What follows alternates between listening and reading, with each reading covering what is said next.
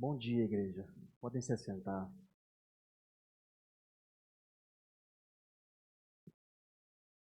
Que a paz que excede todo entendimento e guarda nossos corações naquele que vive e naquele que reina estejam com todos nessa manhã.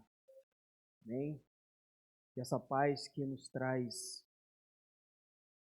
segurança, nos traz confirmação de que Deus é conosco em todo tempo. Essa paz que tira do nosso peito a angústia, que tira de nós o medo, a incerteza.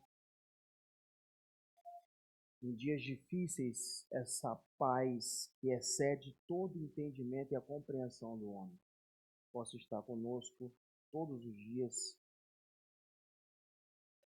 Ontem foi aniversário, né, do meu mais velho, Rafael, e anteontem, uma pessoa muito próxima da nossa família faleceu. Ele foi diagnosticado com câncer, né, na próstata, já estava numa condição muito avançada. E ele foi uma pessoa que fez parte do nascimento e do crescimento do Rafael, sabe? E, e mesmo ele no leito, ele falava com os filhos que ele queria, antes de morrer, dar algo para o Rafael que fosse mais do que ele já tinha feito, sabe? Ele tinha um carinho muito grande pelo Rafael, tinha um carinho muito grande pelo Murilo, pelo Calel, eles chamavam ele de vovô Caco. E foi uma pessoa maravilhosa, infelizmente, não está conosco, mas felizmente se encontra com o Senhor. E é uma pessoa que a gente tinha uma grande admiração como pai, como homem. E por que eu começo, né, irmãos, falando acerca não sei se a gente pode dar um nome como fatalidade, porque a gente sabe que a morte, por mais que é um tabu, principalmente para o cristão, a gente precisa entender que ela é algo muito mais natural do que sobrenatural. É algo que nós cristãos temos a responsabilidade e o compromisso em lidar com a morte, não como uma fatalidade, mas como parte do processo da vida. E a nossa missão é levar o conforto para o coração daqueles que perdem um ente querido, perdem um familiar. É entender que a morte ela é só um cumprimento de um propósito. Tentar enxergar o melhor não é se aceitar uma desgraça. É entender que após esta vida existe algo muito maior e além que nos espera. É você ter convicção, como a gente perdeu há pouco tempo atrás o nosso irmão Gil, entender que ele hoje se encontra junto com o Senhor e ele cumpriu aquilo que foi proposto para ele. Ele combateu o bom combate e guardou a sua fé. Sempre é algo assim muito difícil de falar e de lidar, só que a gente sempre tem que buscar no Senhor graça para que possamos enxergar não como uma derrota, mas sim como uma vitória, o nosso ciclo nessa terra. Amém, igreja? Eu tenho falado muito sobre a igreja de Corinto nesses últimos dias, não só com relação ao dízimo, mas também com pregações. Eu tenho estudado muito sobre essa igreja e a gente consegue encontrar muita similaridade entre ela e a igreja dos nossos dias.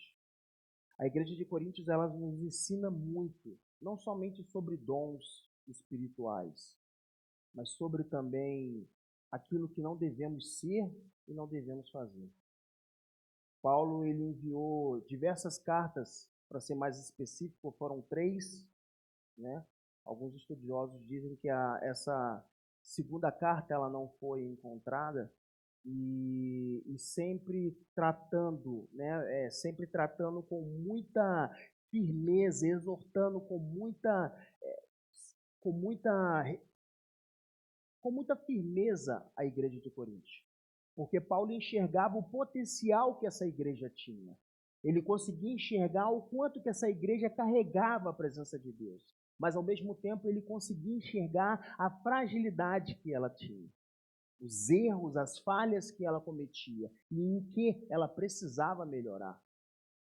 E nós vivemos hoje num tempo, irmãos, em que os dias eles têm sido cada vez mais curtos.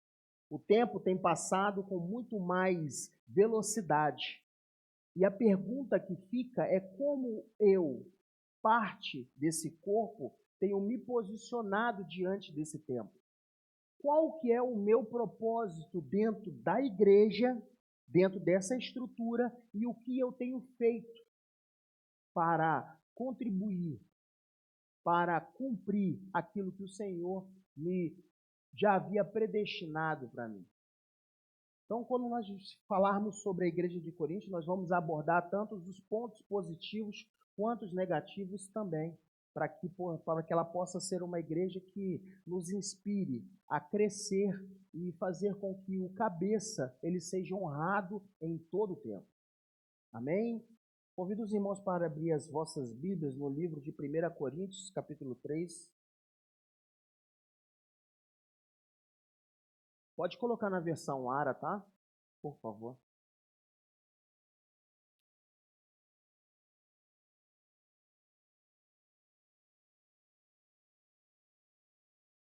Primeira Coríntios, capítulo 3.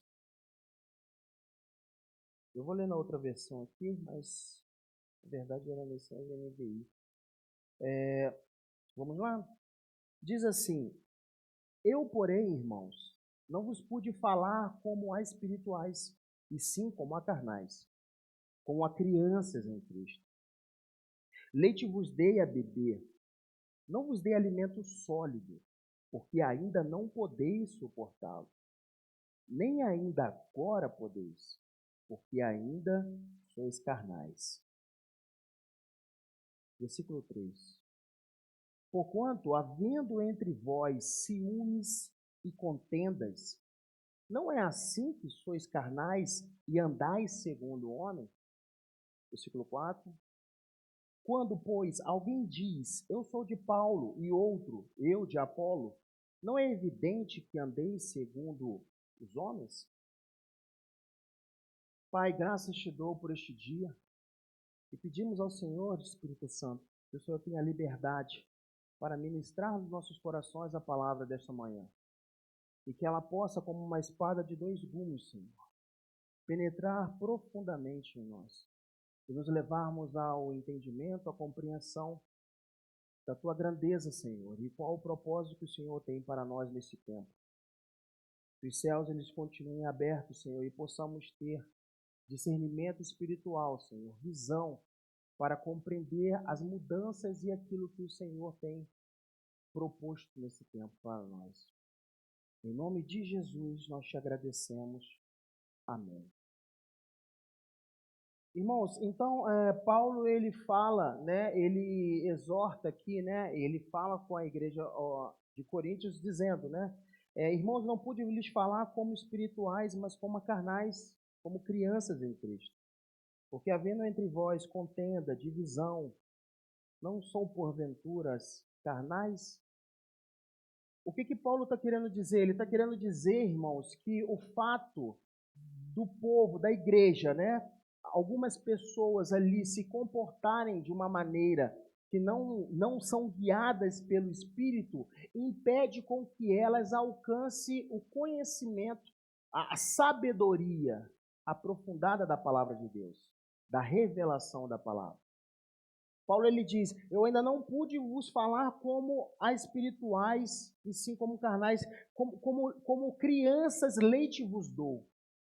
Ali Paulo está dizendo que o fundamento ainda é algo que ainda precisava ser passado e repetido para a igreja de Corinto constantemente. Por quê? Porque nós entendemos na palavra de Deus, né, no livro de Romanos, os irmãos puderem ir comigo.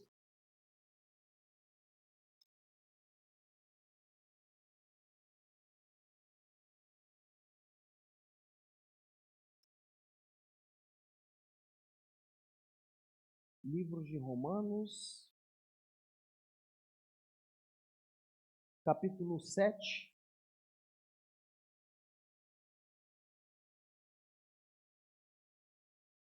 Versículo 14. Diz assim: sabemos que a lei espiritual eu, contudo, não sou, pois fui vendido como escravo ao pecado. Não entendo o que faço, pois não faço o que desejo, mas o que odeio. Se faço o que desejo, admito que a lei é boa. Neste caso, não sou mais quem o faz, mas o pecado que habita em mim.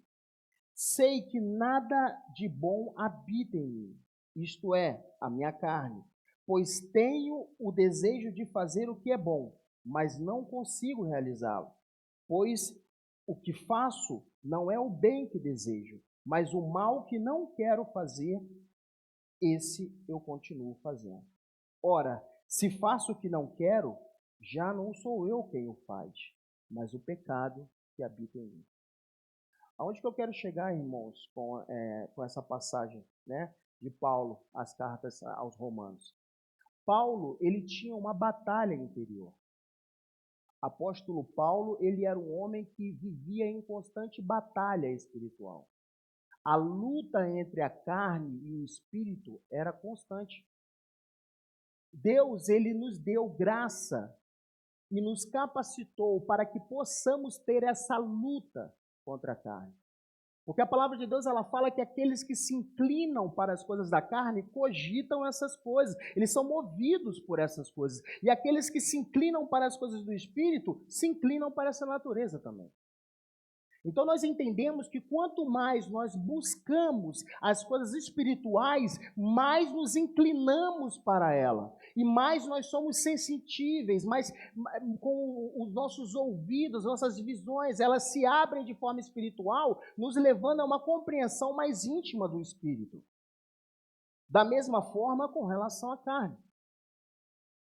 Então, quando a igreja de Corinto, quando Paulo ele fala com a igreja de Corinto, eu ainda leite vos dou a beber, porque ainda sois meninos em Cristo. Por quê? Qual que era o reflexo? Era a maneira como as pessoas se posicionavam diante das dificuldades. Não havia um entendimento aprofundado, não havia uma compreensão, um conhecimento vivido, praticado, não havia sabedoria na igreja de Corinto. Porque nós entendemos que existe uma diferença muito grande em conhecimento e sabedoria. Conhecimento é aquilo que você aprende, seja estudando, seja lendo, seja ouvindo, você adquire conhecimento. Sabedoria é a capacidade de aplicar aquilo que você aprendeu e viver aquilo. E com isso você adquire experiências. E essas experiências fazem com que você gerem em você maturidade. Entende a profundidade? Quer dizer, a igreja de Corinto, se nós olharmos de forma cultural, econômica, ela era uma igreja muito próspera. A palavra de Deus, ela fala que com relação a dons espirituais, a igreja de Corinto não tinha o que se falar. Se nós pegarmos aqui no livro de 1 Coríntios, né, irmãos, a gente vai dar umas reviradas aqui, tá bom? Espero que os irmãos possam estar acompanhando. 1 Coríntios, capítulo 1, versículo 4. Olha o que Paulo está falando sobre a igreja de Corinto. Amém? 1 Coríntios, capítulo 1, versículo 4. Sempre dou graças ao meu Deus por vocês, por causa da graça que lhes foi dada por Ele em Cristo Jesus. Pois nele vocês foram enriquecidos em tudo. Na versão, né, NVI, ela fala tudo. Enriquecidos em tudo, pastora Laila. E se a gente continuar, ela fala assim, ó, enriquecidos em tudo. Isto é, em toda palavra e em todo conhecimento. porque o testemunho de Cristo foi confirmado entre vocês, de modo que não lhes falta nenhum. O que está dizendo aqui? Não lhes falta nenhum dom espiritual. Se nós olharmos o perfil da igreja de Corinto e criarmos uma analogia, uma comparação com muitas igrejas de relevância hoje, nós vamos ver que a igreja de Corinto dá de 10-0 nelas. Por meio da graça de Deus, a igreja ela foi revestida, a palavra fala, por causa da graça que lhes foi dada por Ele em Cristo Jesus, pois nele vocês foram enriquecidos em tudo, em toda palavra e em todo conhecimento. Tudo aquilo que Deus precisava dar para que aquela igreja crescesse, Ele deu. Só que o seguinte, o fato de você ter poder e ter conhecimento não gera em você sabedoria e nem maturidade. Então, qual que era o problema? Porque visualmente a gente pode dizer que a igreja de Coríntios era uma igreja que, meu Deus, eu falo, eu já vim de igrejas maiores também, igrejas que tinham capacidade de 3.000, 4.000 pessoas. Já tive a oportunidade de ministrar em outras igrejas também de grande relevância, como a Igreja Presbiteriana do Riacho. E vi a multidão de pessoas que tinham ali, e a gente sabe que ali são irmãos nossos em Cristo Jesus, que têm ali a vontade de servir a Deus de forma genuína. E são grandes, e a adoração, e o louvor, e você vê a capacidade de unir aquilo que é técnico com o que é unção. E você olha para aquilo e você fica assim, meu Deus, eu quero que a minha igreja seja igual a essa. Deus havia dado tudo para a igreja de Corinto. Só que alguns capítulos depois, Paulo ele já começa a falar com a igreja. Irmãos, não lhes pude falar como a espirituais, mas como carnais, como crianças em Cristo. Dei-lhe leite e não alimento sólido, pois vocês não estavam em condições de recebê-lo. De fato, vocês ainda estão em condições, vocês ainda não estão em condições, porque ainda são carnais. E o sinal, ele fala, visto que há inveja e divisão entre vocês. A maneira como eu internamente sou reflete na forma como eu vou manifestar o meu serviço, o meu trabalho, o meu agir dentro da igreja. A palavra de Deus fala que não há nada que está em oculto que não venha se manifestar. É necessário que mais do que aquilo que é visível, mais do que aquilo que é visível, mas sim aquilo que é invisível aos olhos do homem. A necessidade de nós buscarmos um crescimento espiritual dentro de nós vai refletir naquilo que vai ser externo. Os irmãos estão entendendo o que eu quero dizer? Glória a Deus. É muito importante nós estarmos aqui reunidos e buscarmos para fazer com que esse ministério cresça e cresça em conhecimento e graça do Senhor. Só que esse processo ele não pode ser invertido. É necessário que a gente compreenda que ele começa primeiro em mim, para que depois ele se manifeste. Então, quando Deus ele começa a falar com essa igreja, voltando para o capítulo 1, versículo 4, ele fala que essa igreja, ela cresceu em tudo. Ela foi dada, todo o conhecimento. toda palavra e em todo conhecimento, porque o testemunho de Cristo foi confirmado entre vocês, de modo que não lhes falta nenhum dom espiritual. Quando Salomão recebeu de Deus, quando Davi faleceu e passou para que o filho dele, Salomão, assumisse, a palavra de Deus ela fala no livro de Reis, capítulo 3, do 1 ao 15, que o que Salomão pediu a Deus foi um coração sábio para governar o povo dele. Ele pediu sabedoria. Quando a gente leu algumas vezes, nas últimas pregações minhas, no livro de Tiago, capítulo 1, versículo 5. Você pode colocar para mim, por favor, Luiz?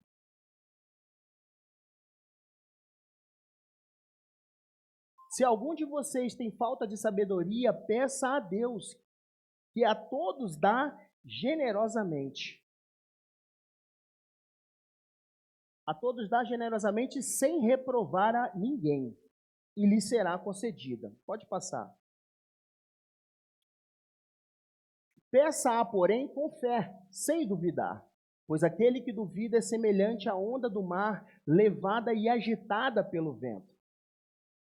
Portanto, não pense que tal pessoa que receberá coisa alguma do Senhor, uma vez que tem mente dividida e é instável em tudo que faz. Só até aqui mesmo, irmão, por favor.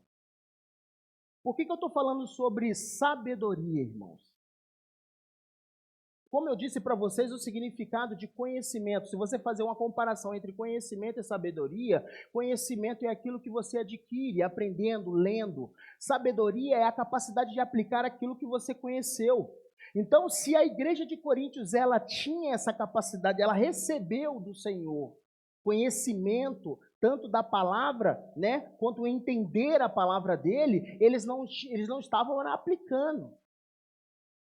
E nós lemos no livro de Romanos o que fala sobre essa natureza que muitas vezes, quando você se inclina para um lado, automaticamente você passa a ser conduzido por aquilo. E se você se inclina para as coisas da carne ou do espírito, você acaba sendo conduzido por essa natureza também. A busca, ela é muito importante a partir do momento que eu entendo o porquê eu estou buscando. É nesse ponto que eu quero chegar. Não basta apenas você querer buscar dons espirituais, não basta apenas você buscar poder, não basta apenas você querer buscar. Precisa ter um propósito, precisa ter uma razão. Qual que é a razão? Porque se você pede a Deus para que você seja revestido de poder, se você pede a Deus para que você seja revestido de dons espirituais, você vai receber. É bíblico. Deus ele fala, você vai receber. Assim como a igreja de Coríntios. Porque é pela graça.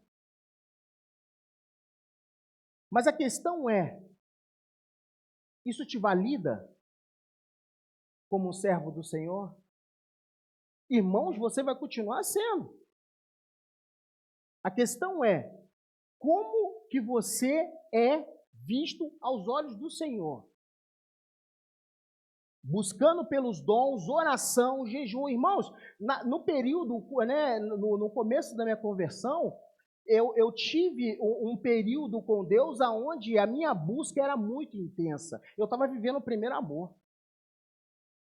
Era algo assim que não tinha explicação. Eu fazia propósito de jejum que eu ficava durante 24 horas. É difícil você acreditar olhando esse corpo. É porque também eu não tinha esse corpo também, irmãos? Mas eu tinha uma busca tão fervorosa com relação a Deus, porque eu acreditava que quanto mais eu buscar, e quanto mais Ele me revestir de poder, de dons, aquela coisa, mais eu estaria fazendo a vontade dEle. Isso era extremo, eu fazia momentos de orações longas, eu me dedicava o tempo inteiro à palavra, lia a Bíblia do começo ao final. Irmãos, para falar a verdade, eu não assistia nem futebol, que era uma coisa que eu amava fazer. Tinha vezes que tinha final ali da Copa do Brasil, o Flamengo ia jogar, eu falava assim, Senhor, eu vou fazer um propósito, eu vou ficar sem ver a final, do jogo do Flamengo e vou ficar aqui só orando e buscando. Só faltou o paletó e a Bíblia debaixo do braço. Era o perfil, o padrão perfeito. Mas era o amor que eu tinha com o Senhor naquele momento. Era algo meu. Eu precisava viver aquilo, eu precisava passar por aquele processo. Eu era uma pessoa que tinha muito conhecimento, mas não tinha sabedoria em como aplicar aquilo que eu era revestido por, que o Senhor me revestia. E é aí que está a questão. Entender para que você está buscando isso. Porque eu quero o quê? Eu quero curar, eu quero que o Senhor... Não, eu quero... No final, eu entendi que eu estava querendo Jesus e mais alguma coisa.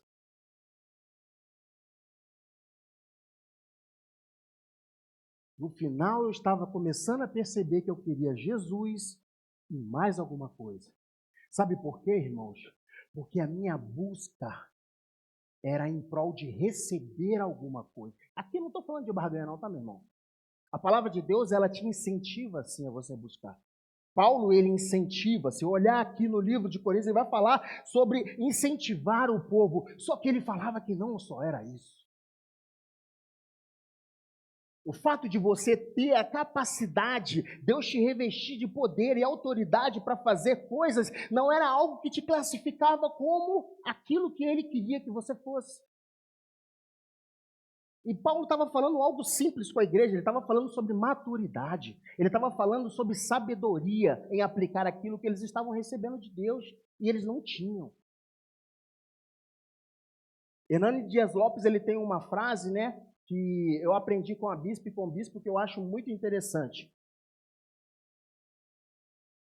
A igreja evangélica do Brasil, a pastora Laila conhece também, a igreja evangélica do Brasil é uma igreja que é como o mar, de comprimento. Você vê até perder de vista.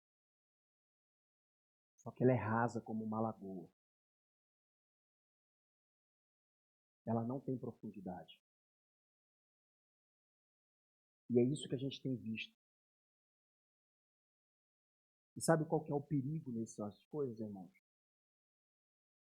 É que quando chega a prova, quando chega a luta, quando chega a dificuldade, você é semelhante àquela casa que foi construída sobre o barranco de areia. Ela é muito bonita, ela é cheia de cômodos, ela é toda mobiliada, pintada. As pessoas olham e falam assim, nossa, como essa casa é linda. Nossa, como que a irmã Ariana, meu Deus, que isso? Olha para você ver como é que é uma irmã dedicada. Olha, é uma irmã que ora, ela entrega, ela... O processo. E assim, e é uma irmã realmente muito dedicada, irmãos. Para a honra e glória do Senhor. Eu estava lá dentro ali, né, me preparando para a pregação, aí ela chega, com licença, pastor, deixa eu te fazer uma pergunta aqui. Você quer água na temperatura comum ou você quer água gelada?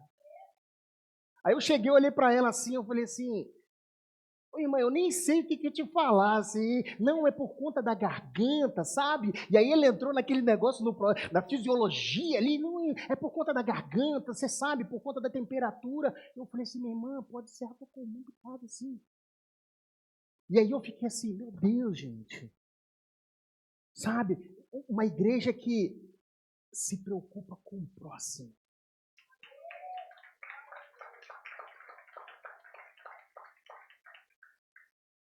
Paulo fala na sua carta, 1 aos Coríntios, capítulo 13, sobre o amor. E a importância dele. Irmãos, para a honra e glória do Senhor, não tem soberba, não tem prepotência nenhuma aqui, no que eu vou dizer. Deus, ele já me deu a graça de poder orar pela vida de uma pessoa e essa pessoa ser curada. Deus já deu a graça de orar por uma pessoa em prol de uma causa e aquela pessoa alcançar. Deus já me deu a graça de poder trabalhar ali com uma pessoa, né? Muitos dependentes químicos, irmão. Quando eu saí do meu deserto, eu tinha uma sede por alma tão profunda, tão intensa, que eu não queria ficar dentro da minha casa. Eu não queria ficar em casa com a minha mãe, com a minha irmã, eu queria ir para a rua, eu queria ir para as clínicas de recuperação e fazia muitas parcerias com clínicas de recuperação para poder juntar o pessoal e falar assim, ó, vamos pegar uma Kombi e colocar todo mundo e vamos pregar para esses caras. E são caras extremamente quebrantados, cara. Você vai falar do amor de Jesus, eles começam a chorar e eles olham para você, às vezes você aqui, você só está cuidando da limpeza, eles falam, pastor, vem cá, e começa a contar sobre a dificuldade e as lutas que eles travam, e é genuíno. E eu olhava aquilo ali, eu falava assim, eu preciso disso aqui, Senhor, só tem que me revestir de poder, eu preciso ter essa capacidade de poder ajudar essas pessoas, Senhor, porque eu quero fazer e aquela coisa toda. E teve um momento que Deus falou para mim assim, meu filho, olha para dentro da sua casa. Sua mãe passou um processo tão longo com você, passando por esse deserto todo, 7 anos. Seu sobrinho cresceu sem um tio, sua irmã cresceu sem um irmão, você não teve um pai. Cadê a sua figura dentro do seu lar, dentro da sua casa? A gente quer fazer tanto lá fora, mas se esquece do seu irmão do lado.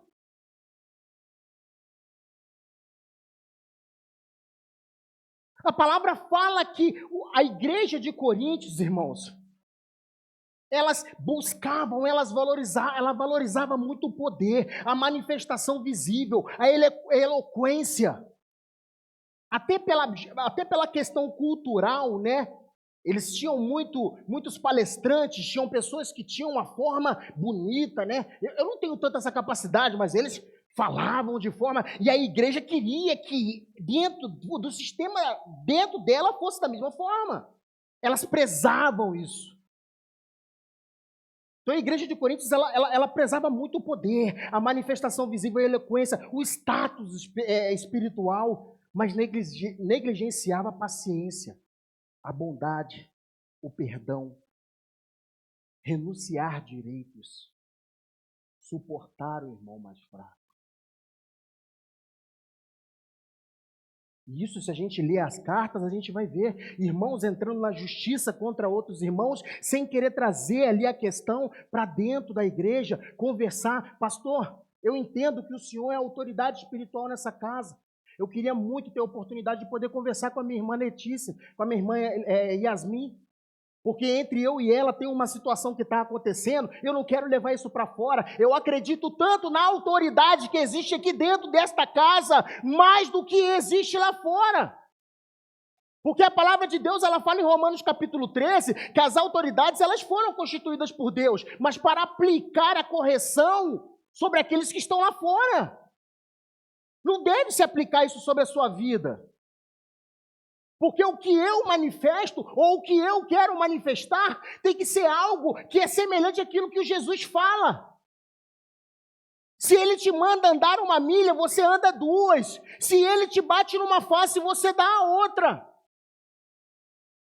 Isso também é manifestação de amor. Isso também é entender a importância do Evangelho. A palavra de Deus fala que Cristo se fez carne e habitou entre nós. Eu não estou querendo fazer aqui com que você entenda que você é o centro do propósito de Deus, tá, meu irmão? Mas eu quero dizer que foi pago um alto preço.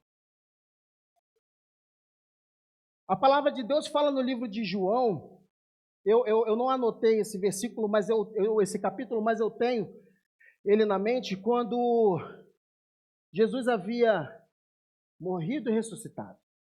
Jesus morreu, ressuscitou. E houve um tempo que os discípulos não estavam tendo contato com ele. E aí, Pedro decidiu chamar João, Tiago, para pescar. E aí eles foram. Prestem bastante atenção, irmãos. Pedro, se vocês souberem qual que é o versículo, eu queria ler esse versículo com a igreja. Pedro chamou João e Tiago para pescar. E quando eles chegaram, pegaram os barcos, pegaram as redes e foram. E a palavra fala que eles estavam ali pescando e jogavam a rede para pescar o peixe e não pescava nada. E ficou durante o dia todo jogando a rede e não pescava nada. João 21, vamos ler, irmãos? A gente tem que ler essa passagem aqui. João 21, 3. Sim. Amém. Vamos ler, irmãos? Depois disso, né, eu vou ler do primeiro versículo. Depois disso, Jesus apareceu novamente aos seus discípulos, à margem do mar Tiberíades. Foi assim. Estava junto Simão Pedro, Tomé, chamado Dídimo, Natanael, de Canaã da Galileia, e os filhos de Zebedeu, dois outros discípulos. Vou pescar, disse Simão Pedro. E eles disseram, nós vamos com você. Eles foram, entraram no barco, mas naquela noite não pegaram nada. Ao amanhecer, Jesus estava na praia. Mas os discípulos não reconheceram. Eles lhe perguntou, filhos, vocês têm algo para comer? E eles responderam que não. Ele disse, lancem a rede do lado direito do barco e vocês encontrarão. Eles lançaram e não conseguiram recolher a rede. Tal era a quantidade de peixes que eles estavam pescando. Aí você fica assim, feliz. Jesus apareceu, nós fomos pescar, não pescamos nada. E Jesus foi lá e mandou jogar a rede do outro lado, e eu joguei, eu pesquei, e a vitória é minha, eu tomo posse, vou para minha casa porque eu já peguei meu peixe. Né? Glória a Deus. Oi, pegamos o peixe, não temos mais nada para fazer aqui. Vou ficar aqui fazendo o quê? Vou para minha casa. Eles lançaram e não conseguiram recolher a rede, de tal era a quantidade de peixe. O discípulo a quem Jesus amava disse a Pedro, é o Senhor. Simão Pedro, ouvindo-o dizer isso, vestiu a capa, pois havia tirado, e lançou-se ao mar. Os outros discípulos vieram no barco, arrastando a rede cheia de peixe, pois estavam apenas a cerca de 90 metros da praia. Quando desembarcaram, viram ali uma fogueira, peixe sobre as brasas e um pouco de pão. Disse Jesus, trago alguns peixes que acabaram de pescar. Simão Pedro entrou no barco e arrastou a rede para a praia. Ela estava cheia, tinha 153 peixes grandes. Embora houvesse tantos peixes na rede, não se rompeu. Jesus disse-lhe, venham comer. Nenhum dos discípulos tinham coragem de perguntar, quem és tu? Sabiam que era o Senhor. Jesus se aproximou, tomou o pão e o deu a eles, fazendo o mesmo com o peixe. Foi a terceira vez que Jesus apareceu aos discípulos, depois que ressuscitou dos mortos. Eu vou continuar aqui, mas aonde que eu quero chegar aqui, irmão? Eu acredito que o Espírito Santo já ministrou algo no coração de vocês. A palavra de Deus, ela fala que Pedro foi e falou eu estou indo pescar. Como que Jesus chamou Pedro na primeira vez que eles tiveram um encontro, que fizeram o mesmo milagre, aquele mesmo milagre? E aí, quando Pedro ficou de cara para Jesus, ele foi e falou assim, pobre homem, né, pecador eu sou, né? e se ajoelhou ali, e Jesus levantou e disse para ele que a partir daquele momento ele seria pescador de quê? E aí, Pedro voltou para o barco para fazer a mesma coisa. O milagre aconteceu, Jesus apareceu, o milagre aconteceu e voltou. Só que dessa vez, irmãos, Pedro sabia o que Jesus havia ordenado ele a fazer. Diferente das outras vezes, Pedro não veio se humilhando e reconhecendo a sua insignificância, porque ele já sabia qual que era o propósito dele nessa terra. E quando Jesus pergunta para Pedro 3 vezes se ele o amava, o que Jesus disse para ele? Pedro, tu me amas? Ele disse, sim, Senhor, te amo. Apacenta minhas ovelhas, cuida delas. Cuida das minhas ovelhas. Irmãos, tem pessoas aqui que não aparecem no culto, já tem semanas, tem domingos. Eu mesmo liguei ontem, não vou falar o nome da irmã, liguei para ela e para a filha dela. Ela está passando por uma situação muito difícil em questão de enfermidade, sentindo muitas dores.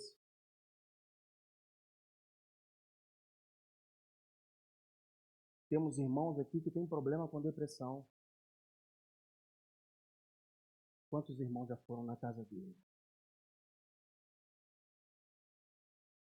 Essa igreja é uma igreja que ela é rica em palavra, irmão. E é uma coisa que eu amo aqui dentro. Enquanto eu estiver aqui, eu vou fazer de tudo para que essa palavra continue sendo pregada aqui. Porque essa palavra é vida. Essa palavra opera poder.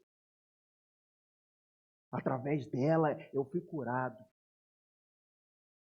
Através dela Deus restaurou a minha vida profissional. Através dela ela me mostrou o quão hipócrita eu era. Vestindo uma roupa social com uma Bíblia debaixo do braço. Essa palavra mostrou para mim que por mais que eu fique aqui dentro dessa igreja, correndo para baixo e fazendo aquele negócio todo, isso não significa nada, isso não me aprova. E o fato de eu ter essa condição como pastor aqui dentro, não me coloca menor do que nenhum, não me coloca maior do que nenhum de vocês aqui dentro. Pelo contrário, Jesus ele fala que aqueles que, né, pastor, olha, aqueles que dele será mais cobrado. Aquele que quiser ser maior no reino dos céus, aqui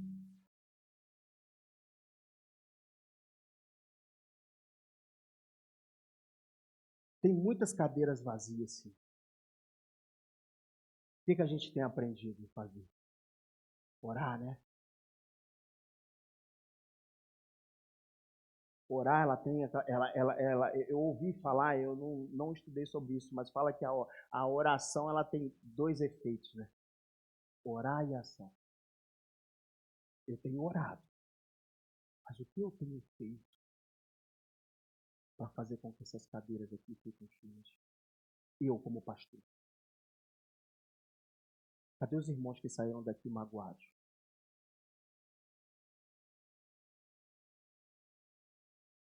Cadê os irmãos que saíram daqui por rebeldia? E cadê os irmãos e irmãs que passam ali muitas vezes cheios de sujeira? Chegam aqui bêbados. E ficam ali, ó, nesse beco. Cadê eles? O que eu tenho feito? Eu não me sinto digno de estar aqui. Porque eu sei que Deus, Ele quer fazer muito mais através de mim. Só que eu estou focando no lugar errado, irmãos. Não é aqui em cima que eu tenho que subir, eu tenho que ficar aí embaixo. Eu tenho que ir atrás de quem está aí. Esse é o meu papel. Mas eu estou falando eu, meu irmão, eu estou falando eu. Nós estamos chegando no final do ano. E vai ser maravilhoso, irmão, todos os eventos que nós vamos participar e tudo que a gente vai fazer vai ser maravilhoso. Mas o que vai acontecer quando o ano virar, meu irmão? Irmãos, eu nem sei se eu posso pedir perdão pelo que está sendo ministrado aqui nesse altar, porque pode ser que eu esteja indo contra aquilo que o próprio Espírito Santo trouxe.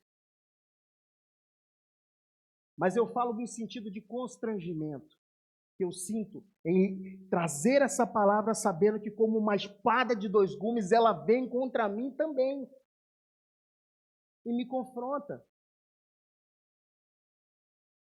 Quando o presbitério impôs as mãos sobre a minha vida e a vida da minha esposa aqui dentro dessa casa, consagrando a gente ali, apresentando as nossas vidas ao Senhor para ser pastores, eu ouvi de cada um algo muito maravilhoso.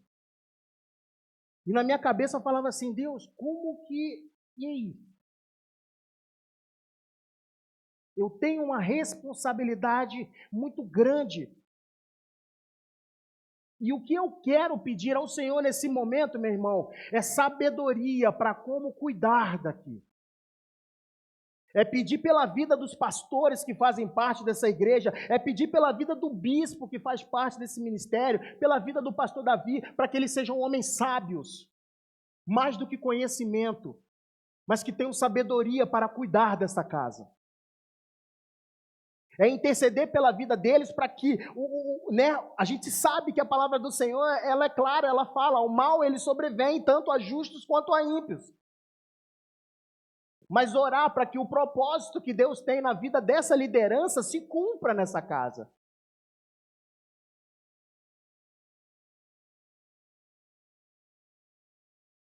E mais uma vez, irmão, eu nem cheguei na metade, mas é até aqui que eu tenho que parar. E eu sei, irmãos, que essa palavra, por mais que ela não venha com muitos aplausos ou com muitas glórias a Deus, mas eu tenho a certeza que essa palavra falou sim com você essa noite, esse dia, né? Nessa manhã. Falou com você. Porque eu sinto e eu vejo. Porque da mesma forma como vocês estão, era a maneira que eu estava também quando eu estava lendo isso dentro da minha casa e falando, pai, é pesado, mas é necessário. Eu preciso entender qual é o meu papel. Seu Ailson, o Senhor precisa entender qual é o seu papel neste lugar. Pastora Laila, todos aqui, nós precisamos entender qual que é o meu papel. Qual que é o propósito que o Senhor tem na minha vida? Eu não sou... A palavra de Deus, ela fala que Ele usa as coisas pequenas para confundir as grandes, as coisas que não são para tornar as que são. Se Deus ele é especialista em pegar pessoas que não são nada para tornar algo, significa que você tem um papel muito grande.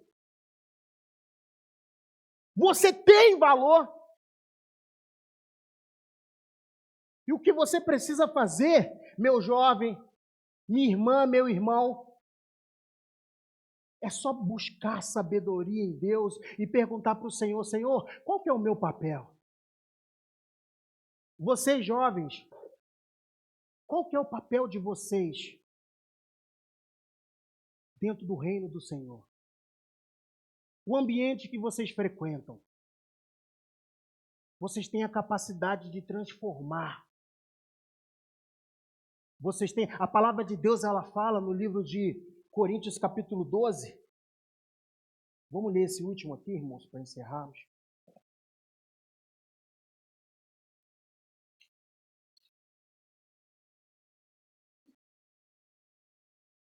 É primeira ou segunda? Deixa eu conferir aqui, irmãos.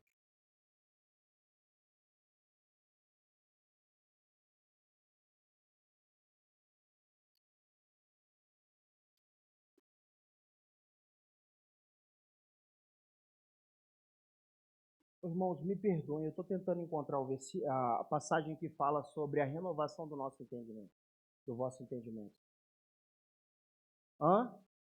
Romano 12, perdão, meus irmãos, Romanos capítulo 12, versículo 2. Tô perfeito não, tá, irmão? Romanos 12, 2 diz assim: portanto, irmãos, rogo-lhes pelas misericórdias de Deus, que se ofereçam em sacrifício vivo, santo e agradável a Deus. Este é o culto racional de vocês. Não se amoldem ao padrão deste mundo, mas transformem-se pela renovação da sua mente, para que sejam capazes de experimentar e comprovar a boa, agradável e perfeita vontade de Deus. Existe uma boa, uma agradável e uma perfeita vontade de Deus. Vontade dele para você. O que você precisa é perguntar para ele qual é. Se nós olharmos na Bíblia, todos aqueles que seguiram o Senhor Jesus e todos aqueles que entenderam o seu chamado, eles disseram para Deus assim: eis-me aqui, Senhor. E nessa manhã de Santa Ceia, ela possa ser especial para você. Não por ser uma igreja lotada, não por o louvor ser extremamente técnico, mas que essa Santa Ceia possa ser um momento onde você vai meditar e olhar para si próprio e entender o porquê que você essa manhã está pegando o pão e o vinho. O porquê que você está fazendo esse ato em memória dele. Irmãos, e se você em algum momento se sente tão constrangido a ponto de não se sentir digno de fazer isso, meu irmão, deixa eu te contar uma novidade. Ele morreu por mim e por você, para que você possa ser digno de estar aqui. Coloque-se de pé, meu irmão, em nome de Jesus.